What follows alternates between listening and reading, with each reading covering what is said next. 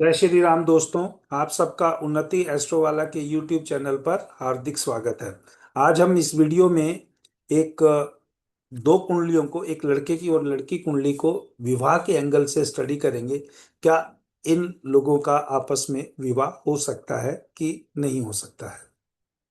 देखिए, अगर हमें किसी कुंडली का विवाह के बारे में विश्लेषण करना है तो अगर लड़के की कुंडली है तो हमें विशेष रूप से शुक्र के ऊपर ध्यान देना चाहिए। अगर लड़की की कुंडली है तो मंगल के ऊपर ध्यान देना चाहिए। अगर मंगल के ऊपर मैलेफिक इफेक्ट है या शुक्र के ऊपर मैलेफिक इफेक्ट है तो जातक के विवाह में या जातिका के विवाह में दिक्कत आती है। लेकिन अगर शुक्र के ऊपर गुरु की दृष्टि पड़ जाए तो वो जो मेलेफिक इफेक्ट भी बाकी आ रहे होते उनको कम किया जा सकता है या वो कम होते हुए देखा गया है। इसी प्रकार से अगर लड़की कुंडली है, मंगल के ऊपर मेलेफिक इफेक्ट आ रहे हैं, लेकिन मंगल के ऊपर मेलेफिक इफेक्ट के ऊपर जो आ रहे हैं उन पे अगर गुरु की कोई दृष्टि पड़ जाए तो वहां पर उस लड़की के मंगल की कुंडली में मंगल के इम्पैक्ट को कम किया जा सकता है।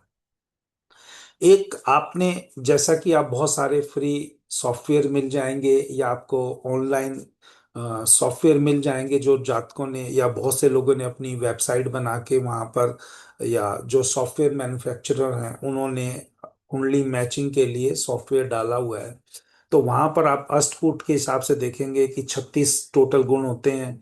उसमें से अगर मान लो 18 से 24 अगर किसी के पॉइंट आते हैं तो वो एक एवरेज मैरिज मेकिंग कहा जा सकता है। 24 से ऊपर आते हैं तो अच्छा कहा जा सकता है, या 18 से नीचे आते हैं तो उसको कम आंका जा सकता है विवाह के एंगल से।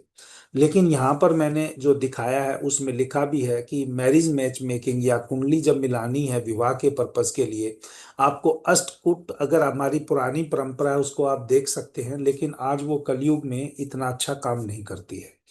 क्योंकि आज के टाइम पे जो एंगल है वो जो है एनर्जीज हैं जो वो मार्स और वीनस की बहुत जबरदस्त एक रोल प्ले करती हैं लड़के और लड़की के लिए।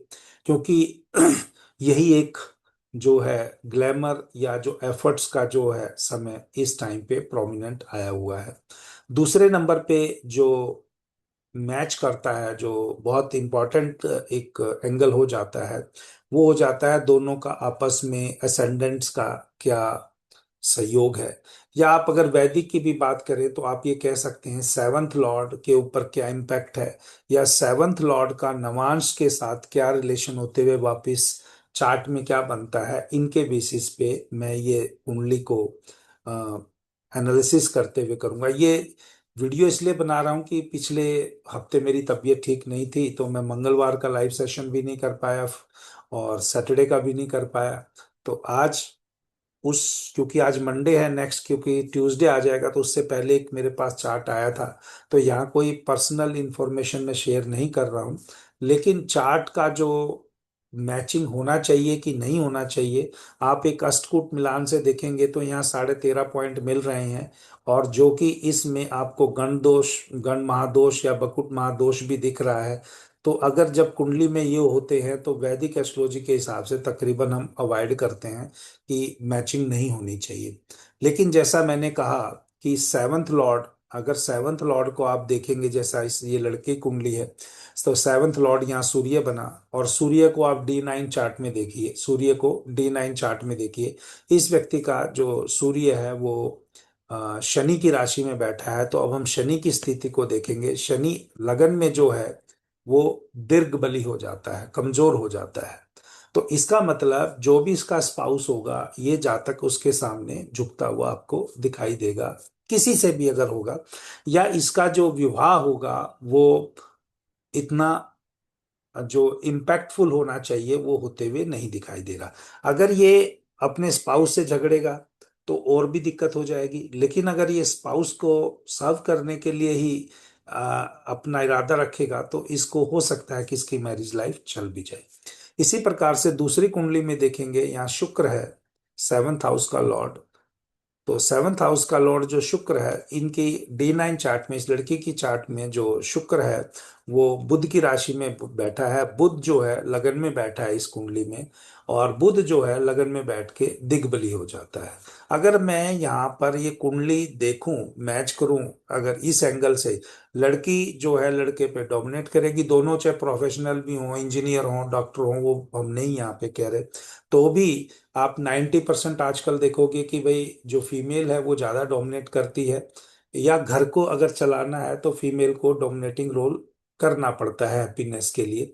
तो उस एंगल से देखेंगे तो यहाँ पर ये प्लस पॉइंट मिलता है। दूसरा एंगल जो मैंने बोला कि अगर कुंडली में मार्स वीनस हो, तो मार्स मार्स वीनस जो होता है कुंडली में, तो ये जातक की या जातिका की कुंडली में वो एंगल दिखाता है कि जो स्पाउस है उसका कुछ ना कुछ जो पिछले जन्मों का हिसाब किताब है वो इस जीवन में जरूर आके मिलेगा। पास्ट लाइफ से हस्बैंड वाइफ का कनेक्शन जो है वो यहाँ पर होते हुए दिखाई देगा।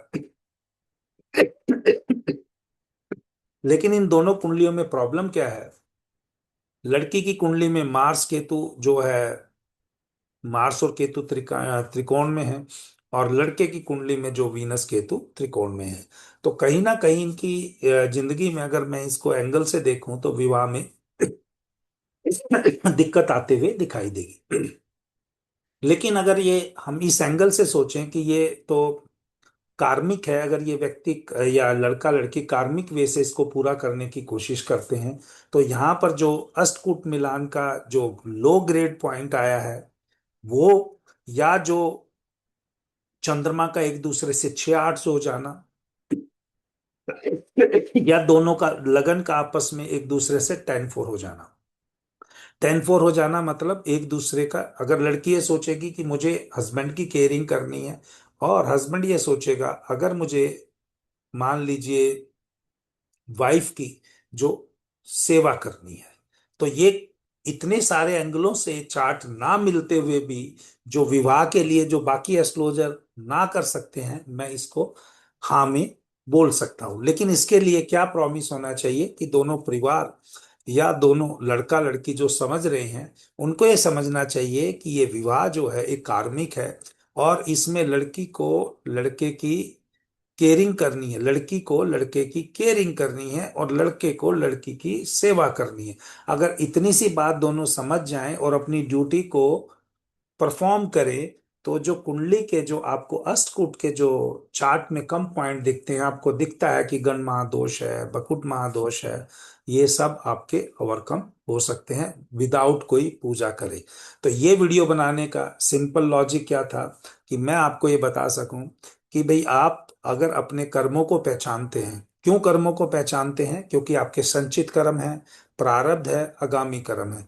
इन दोनों लड़का लड़की के जो संचित कर्म है पास्ट लाइफ से वही चल रहे हैं, इस जीवन में जो प्रारब्ध होने वाले हैं वो भी वही हैं, और आगे जो कर्मा है वो सेम है, और ऊपर से ये कनेक्शन दिखा रहा है कि वीनस मार्स का। लेकिन इस चीज के लिए एज ए एस्ट्रोलॉजर मैं इनको रिकमेंड करने से पहले ये पॉइंट जो है लड़का लड़की पे छोड़ूंगा। अगर आप दोनों इस चीज को समझ के अपने वैवाहिक जीवन को चलाना चाहते हैं तो आपकी शादी अवश्य चलेगी।